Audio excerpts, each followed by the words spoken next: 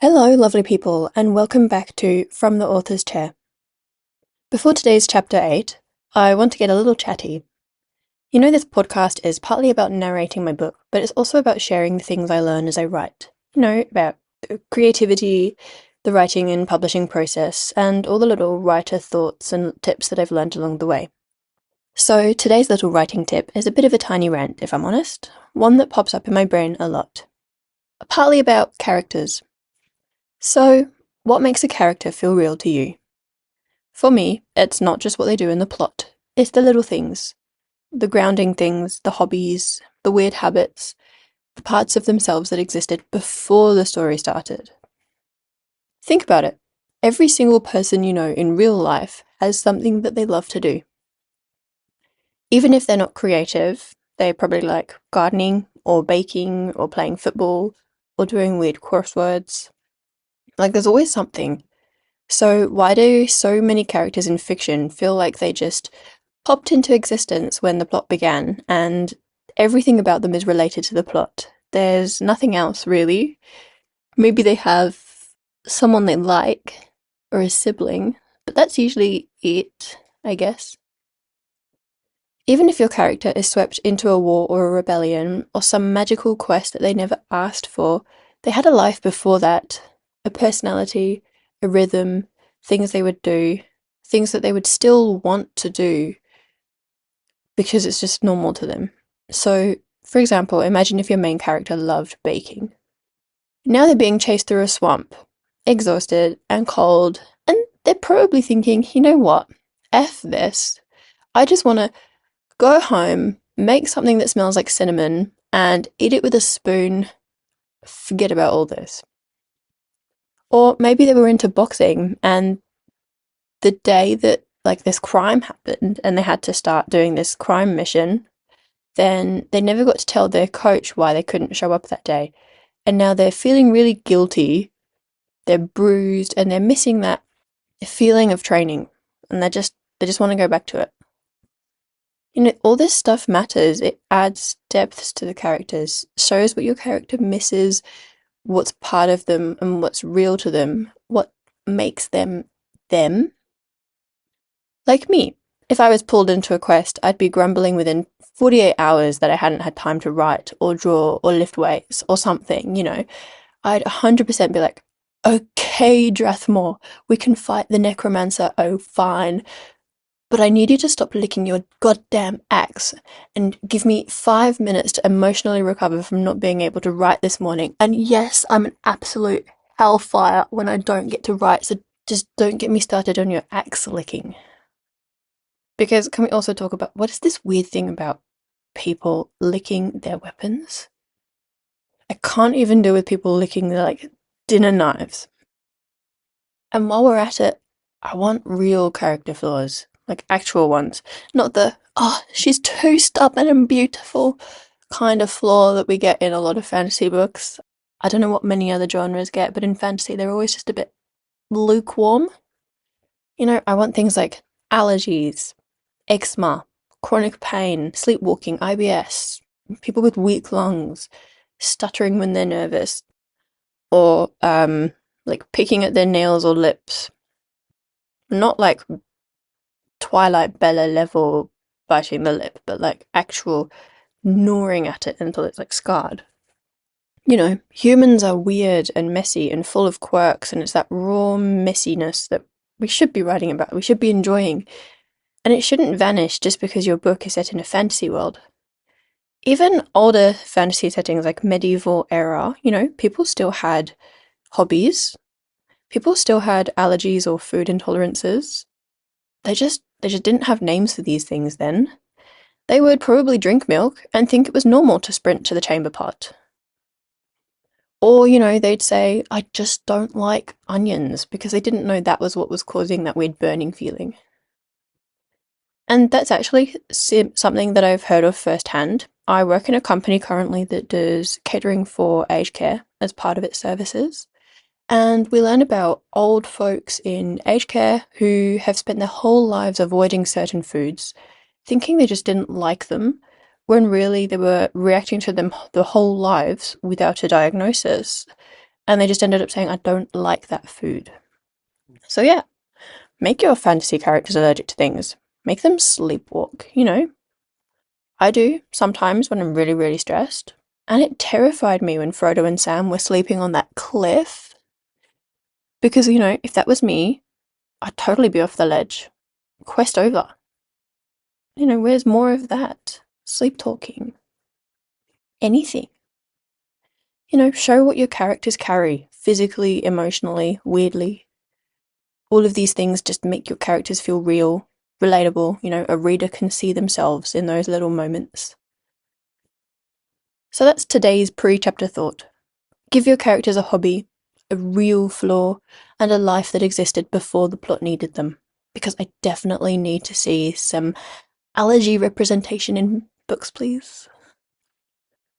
I think I did well to make that pretty short. I did have to, bullet point it out. Right then. So, we've just met in briefly one of the new characters. We're now moving on to chapter 8 of Origin Curse. Chapter 8. The Farm. Weeks passed. Yoshiko grew used to sleeping on a thin futon on the cold stone floor, and her eyes adjusted to the darkness. She could run through the tunnels during her training without crashing into walls and tripping on the floor, and could even strain her ears to hear her mother's attacks from all around her, even starting to identify the different sounds that gave hints that an arm or leg might be moving.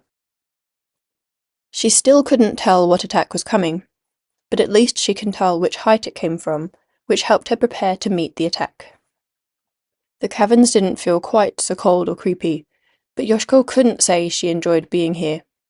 She missed the sun, she missed the gardens, she missed Haruki and the other people who lived and worked in the palace, but she enjoyed the time she spent with her mother. Back in the castle, her mother had been busy with her role as daimyo, so she hadn't had time to splurge on her daughter and husband. But Yoshiko treasured the moments they could spend together dearly, moments like drinking tea or chatting in one of the ground floor level rooms of the castle, the outer paper window doors open so they could see part of the private garden. Yoshiko loved to speak to her parents about her learning and of culture and politics, and whether they'd let her visit other regions, see the shogun and other daimyo one day. She smiled sadly at the days past, never to return, and was thankful that she still at least had her mother, and though it wasn't ideal time together, hiding in a network of caverns underneath here, she wanted to make the most of it and learn as much as she could. Asumi was militant in her daughter's training and her organization of tasks. After that first trip into town, both she and Yoshiko would regularly take trips back there to complete missions that Asumi organized that would help them, eventually, return to the keep. The plan, as Yoshiko knew it, would be to gather information about what was happening in the castle and to collect names of those who could have betrayed them. Once they had those names and some idea of what to do, they could take that to the region to the north, Shogo, where her father had been for a political meeting before he died, and take a request to the shogun for help. Yoshiko wondered why they didn't just go to the shogun now. She was sure Kazuhito would easily listen to Asumi about what had happened, but it seemed her mother wanted to try something herself first. So they took on disguises, dressing in simple kimono, Asumi applying powder to their faces, showing Yoshiko how to do it, claiming it could make subtle changes to their face shape, to go into town in the day and hear the region's news through the people or guards, taking their time in shops and cafes, asking subtle questions and eavesdropping. Yoshiko loved this best, going out in disguise and getting to see the town in the day and be amongst the people of here. Even though she knew she was on a mission, and it would be life-threatening if she was found, it energized her to be among the throng of Heian people going about their day, weaving through the crowds, watching them talk and laugh and work, hoping to one day be able to walk freely among them. I need you to gather supplies and listen for news in the town, her mother said to her one day as she tied her katana to her hakama. Over the weeks, her mother had been limiting herself to going up to the castle barracks and castle grounds where she spied on the administrators, giving Yoshiko the daily tasks. Not that Yoshiko minded. She loved going to town best. But each time her mother went up to the castle grounds, Yoshiko wondered one day her mother would fail to return. Yoshiko tried to push that thought from her mind and smiled, nodding to her mother and taking note of the things Asumi needed. While she was in town, she was to collect a few food items and listen to the locals for any useful information that would help them find out what was going on, bring down the traitor, and return to the castle. Each day, she and her mother would discuss what they'd learnt and write a list of names of those they suspected. Her mother would then spy on each person to see if she could learn more and whittle down their list. So when Yoshiko padded in the darkness through the tunnels of the cabins that led up to the entrance in the building in the main town alleyway, she hoped she could learn something new today that would help them. She pushed the door open a crack and listened. No one was outside. Relieved, Yoshiko dashed through and shut the heavy door behind her, pushing down the panel. This was the entrance she used most. There was another she knew on the edge of Hie town that she used when she was heading to the outskirts, hidden in a nook in a stone wall of a public garden. But this one was the most convenient. Yoshiko stepped into the now familiar street beyond the alleyway and kept her head down, shuffling among the buzzing crowd towards one of the shops she frequented to get their supplies. The town of Hie was much friendlier and brighter in the day. Shop fronts that were dark and shrouded in shadows at night were bright and full of colourful produce. Dark-haired people of Hie mingled in colourful kimono and called gleefully to one another, with children weaving between the crowds to play and chase one another, round cheeks flushed with joy. Women and men with bamboo-woven baskets picked through the marketplaces for fresh, locally grown food, and others ran stores selling freshly caught fish or homemade crafts, bantering with their regular customers. Yoshiko even caught sight of a small old lady, likely in her 80th years, dashing up and down the narrow steps in her store to collect items for the customers, selling them with a big smile on her face and a friendly pat on their arms. Smiling nervously to herself, Yoshiko ducked under the cloth awning of the shop next door to that old lady's and subconsciously touched her face, hoping the disguise would hold. Her mother had cut her hair, giving her a full fringe that came down to her eyebrows, and powdered Yoshiko's face. Despite this, Yoshiko felt nervous someone would recognize her, though she'd never met anyone in town before leaving the castle. She still felt a paranoia that a guard or a politician would cross her in the street, or in a shop, and sound an alarm. The shopkeeper called out to Yoshiko in a friendly voice and told her she'd be with her in a moment. Until then, Yoshiko waited, eyeing up the produce, eyes hovering over a block of sweet imo-yokan, wondering whether she could afford some, in her small budget, to take home to her mother. Asumi had been pale lately and pushing herself too much. Knowing her mother adored sweets of all kinds, she wished she could buy something to cheer Asumi up. Harumatsuri was cancelled, the shopkeeper said, her voice shocked as she passed her other customer their change. But the festivals are never cancelled, even in bad weather. They're just postponed. Are you sure they didn't give it another date? The other customer, an elderly gentleman in a grey kimono, nodded, his weathered face pulled into a frown. My daughter works at the castle. She says the search for the daimyo and her daughter must be the reason. Yoshiko shrank back. The shopkeeper sighed. The sooner they're found, the better. The guards are getting worse in their hunt. Only this week, I've had them raid my shop twice.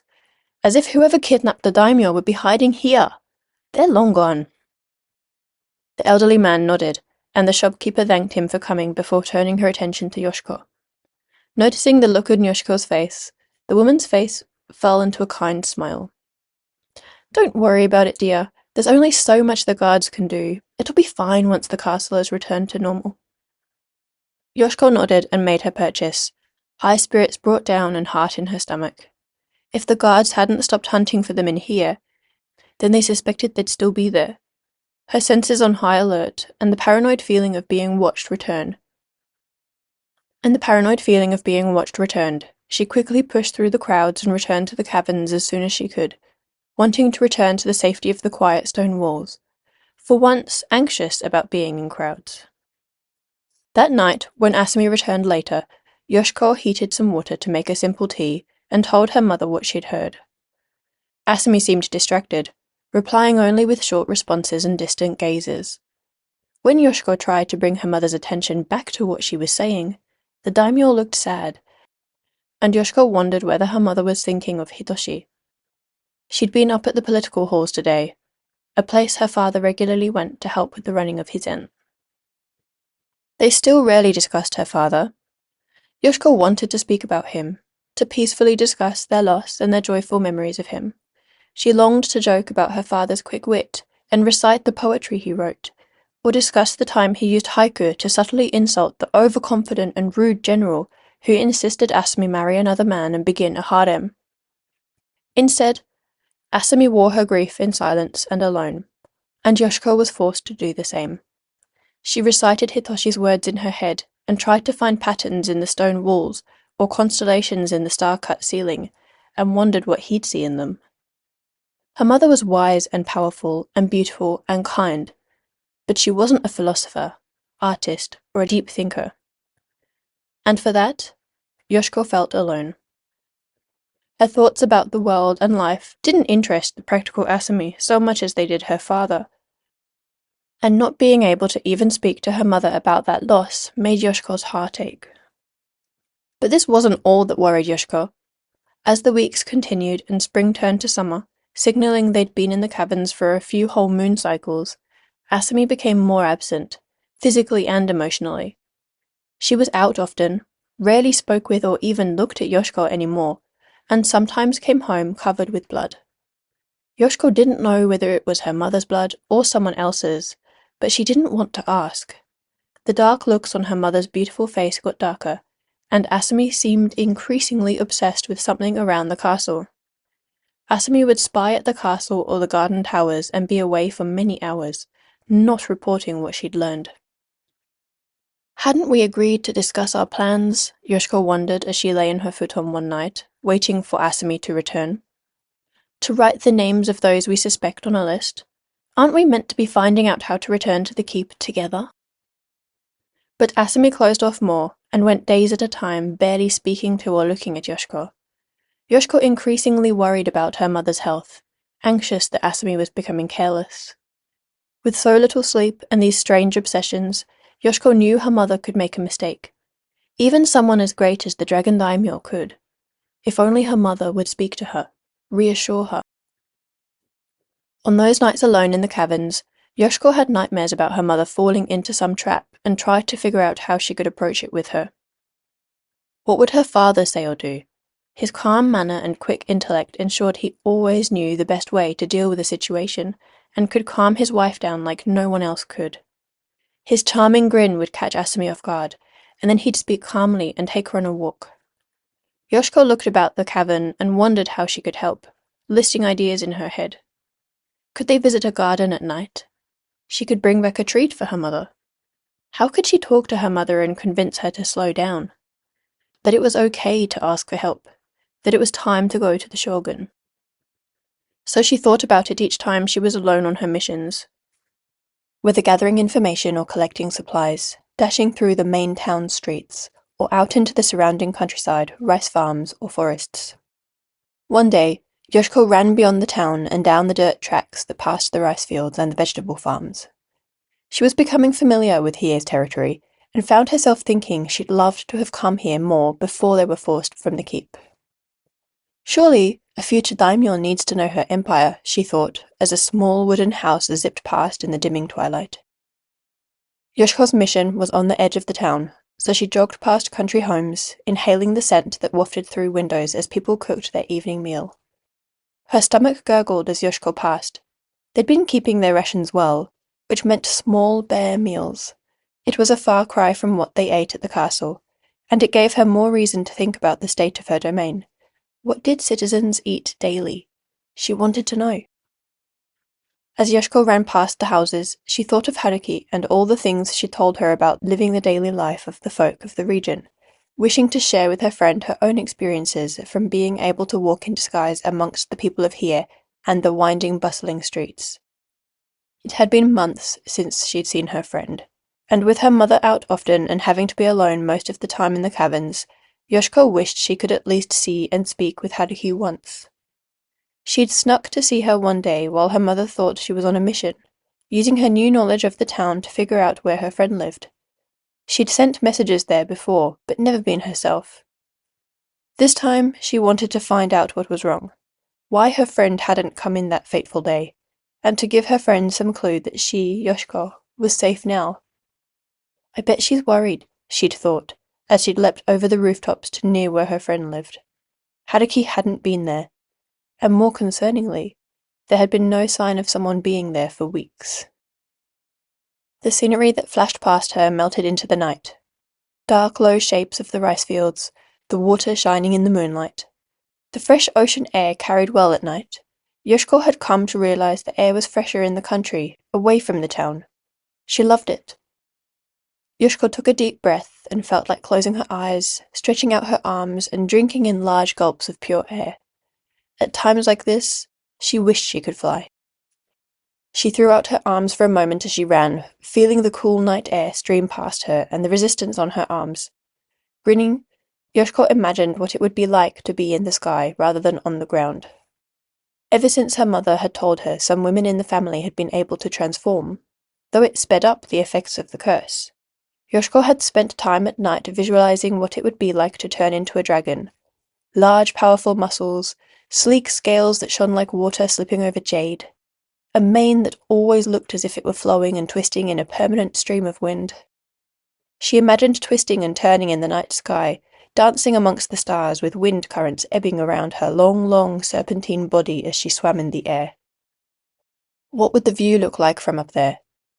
What would the ground look like from so high up? She tried to imagine it, remembering the time she'd visited the tallest temple in Hiei for New Year's Day, once with her mother and father. The empire spread out like a map below her, the fields like fabric stitched together, and the ocean stretching further than she imagined it could. How she wished she could see that view again, this time from the sky, and even fly over the ocean to see never-ending glinting blue. One day, she told herself, as if willing it to happen and not giving it any other choice. She pulled her arms back in and pushed herself onwards. The farmers would be waiting. In the many weeks they'd been hiding, they'd slowly managed to gather a few people they could trust to go to for resources, though they still disguised themselves. They'd found a friendly farmer couple after Yoshiko had hunted in the forest behind their farm. They'd offered to help her by selling fruits and vegetables cheaply, and they gave her eggs too. Asumi had found a seamstress to fix their clothes, which had become worn from hard training and had needed replacing once already. Asumi had also given Yoshiko her father's sword, one of the only things they had left in memory of Hitoshi since leaving the palace with only the necessities, and taught her how to use it. And Yoshiko had swallowed back tears at the gesture, knowing how much both of them missed him, but still wouldn't speak of it.